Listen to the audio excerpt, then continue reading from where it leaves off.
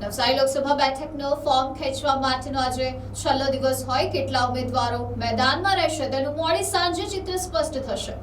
નવસારી લોકસભા બેઠક માટે ભરાયેલા ઉમેદવારી પત્રમાંથી 19 જેટલા ઉમેદવારી પત્ર મંજૂર થયા હતા, જ્યારે એમાંથી આજે 5 ઉમેદવારોએ ફોર્મ પરત ખેંચતા કુલ 14 ઉમેદવારો ચૂંટણી જંગમાં બાકી રહ્યા છે.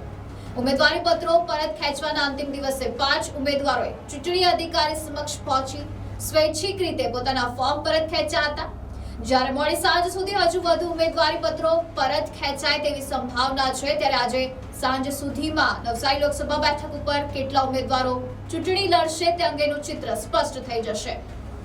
2024ની લોકસભા ચૂંટણી માટે નવસારી સંસદીય મત વિસ્તાર 25 એમાં ફોર્મ સ્ક્રુટિનીના દિવસે 19 ફોર્મ છેલ્લે બાકી હતા જે માન્ય રહ્યા હતા. આમાંથી 22/4 એટલે ફોર્મ પાછા ખેંચવાના દિવસે 4 ફોર્મ પાછા ખેંચાઈ ગયા છે ને 5 ફોર્મ પાછા ખેંચાઈ ગયા છે, એટલે 14 હરીફ ઉમેદવારો હાલ ચૂંટણી લડશે.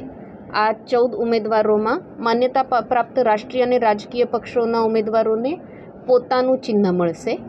એના સાથે નોંધાયેલા રાજકીય પક્ષોના 5 જેટલા ઉમેદવારો છે, એમને જુદા જુદા એમના ચોઇસના આપણે ઇલેક્શન કમિશન ઓફ ઇન્ડિયાએ જે ચિહ્ન ફાઇનલ કરેલા છે એ મળ્યા છે, અને 6 અપેક્ષ ઉમેદવારો છે એમને પણ આ લોકોએ જે પ્રાયોરિટી આપી અને નહીં આપી હોય તો જે ECIની માન્યતા પ્રાપ્ત ચિહ્નોની લિસ્ટ છે એમાંથી આ ચિહ્ન આપવામાં આવ્યા છે.